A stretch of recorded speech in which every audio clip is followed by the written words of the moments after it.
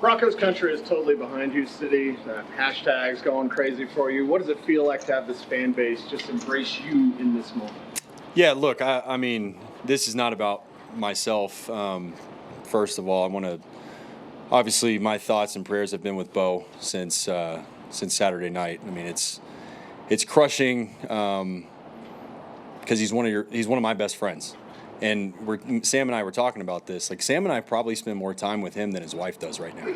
And that's just the nature of the business that we're in. You know, when training camp starts, like, that's just how it is. Like, I see Bo more than I see my kids, you know. So it's just one of those things. You spend so much time with someone, you see how hard they work, how good of a teammate they are. And then that happens, and you feel crushed, you know, for him and everything. So, yeah, obviously my prayers and stuff have been with him. So. In 2019, you were drafted by the Patriots. Now you have a chance to beat them to go to the Super Bowl. Have you had a moment to process all of that? Yeah, look, I think look, at the end of the day, obviously I'm very appreciative of New England for giving me a shot in this league, drafting me. You know, obviously, you know, Bill's not there anymore, but I know there's still front office guys there that were there when I was there. Nick Caserio is down in Houston now, the GM. You know, he was a big part of that too. Josh McDaniels, who obviously was my play caller. I mean, I've only had 2 play callers in my life, Sean and Josh. So super appreciative of them for sure. But really just fired up for the opportunity for these guys in this locker room. And, you know, we're looking forward to Sunday and getting out there and, you know, seeing what we got. Jarrett, as a 7-year veteran for the last 3 years here, how ready do you feel for this moment? Yeah, look, I mean, I think every week I've always, going back to when I was backing up Russ, I've prepared the same every single week like I am the starter. Just hasn't obviously been that way, minus 2 weeks. So my preparation hasn't changed one bit. And, yeah, that's just kind of how I view it. Jarrett, can you take us through the after the game when you found out? Did you know on the field that he was hurting, and then switching to realizing that you're going to be the starting quarterback for the AFC Championship Game? Yeah, I think whenever we had that last drive of the game, you know, he comes off the sideline, and you could tell he was in some sort of pain, but I mean, we didn't really know, and obviously we're all excited, you know, that we're going to the AFC Championship, and whenever we get back in the locker room, you know, we didn't really find out until, you know, the x-rays came back, because Sam and I were both in there with him whenever the doctors were looking at him, and they go do the x-rays, and I went, took a shower, came back and got dressed and went back in the training room, and that's when I found out. And again, just devastating for him, obviously, and like I said earlier, my heart goes out to him and, you know, everything that he means to this team, because obviously we wouldn't be in this position without Bo. And, yeah, I just want to go. I know all of us on offense, and I know the whole team, we want to go out there and make them proud, you know, this Sunday.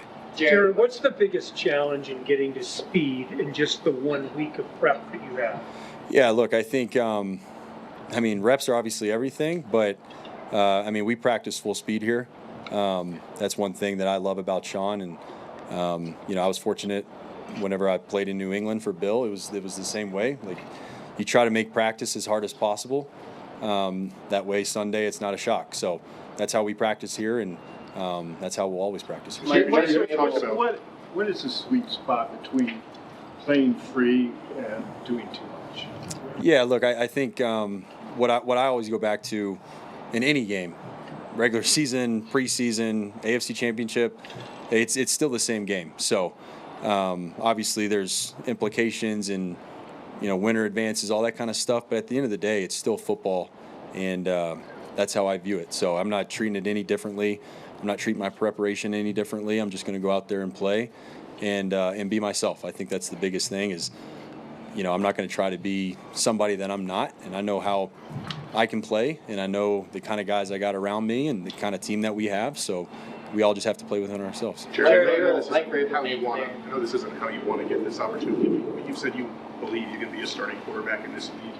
What does it mean to you to have this opportunity and get a chance to go out there and play at such a high stake? Yeah, no, I think really every quarterback probably feels the same way in the league, and I don't obviously want to talk for everybody, but we're all very competitive, and that's how it's always been. And obviously any chance you get to step out on the field, you want to do your best and, do your best for your teammates and your coaches and everything. So that's really what I'm focused on is what is my job throughout the week, throughout each day. And then obviously on Sunday, what am I asked to do on each and every play and try to put us in the best position to win. Jarrett, you're a self-proclaimed vibes guy. So in this role, can you influence the vibes more, or does someone else have to help pick you up there? No, I feel like I'm still a vibe guy. I think somebody was just in. I think it was Palmer over here. He's looking down at his phone, but he was asking me what my turtle box was, and that's Mr. Turtle. So I like to keep the vibes high in the locker room and hopefully bring that to the huddle on Sunday. But yeah, I mean we're playing in the AFC Championship. We're one of the last 4 teams playing. Like, what's not fun about this? So we're gonna go out there and give it the best we got and hopefully come out victorious. Mike Vrabel made pretty clear that this offseason we were trying to get you back. What was just your decision making as far as re-signing in Denver, knowing that you were going to be behind Bo and everything? Yeah, I mean, obviously there's always opportunities out there and stuff, but I think at the end of the day there was a combination of things that went into my decision to come back here, and I believe in Sean and Davis and Joe and in our room and being behind Bo and helping him grow, and I take a lot of pride in that, and I felt like over the last 2 years that I was here that I got a lot better, and I think the way Davis has coached us over these last 3 years now has really helped all of us improve, and that was just one thing I wanted to come back and be a part of, and I felt like being here the last 2 years and coming in with Sean and signing and everything, it's pretty evident that he's got the train rolling in the right direction, and I don't think anybody can argue that, and I wanted to be a part of it. So. Jarrett, have you more for Jarrett? been out in public this week? Have you heard any support from fans or anything like that? I have not. I think I went to Target with my kids earlier this week. It's been about it. So no. Noticed you? No, incognito. Nobody notices. Jarrett, have you thought at all about, and it's tough because it's been such a whirlwind, but how this could possibly change your life? I mean, I think at the end of the day, I'm not focused on anything but Sunday. What is my job on each and every play? What is my job? How can I help my teammates succeed on Sunday? I do not care about anything outside of the next 5 days and what my job is. So that's the only thing I'm focused on. If you look back at the history, a guy like Nick Foles, quarterback wins the Super Bowl, Hostetler before that, a lot of backup quarterbacks have had success in the playoffs. Yeah, obviously what those guys, have done and accomplished is incredible. But I'm not going to get, too far ahead of myself or anything like that. Like I said, I just focus on the day-to-day right now and, being prepared for Sunday and trying to go out there and win a ball game. Zach, and then Luca. Have you noticed the thousands of people that have changed their profile picture to you?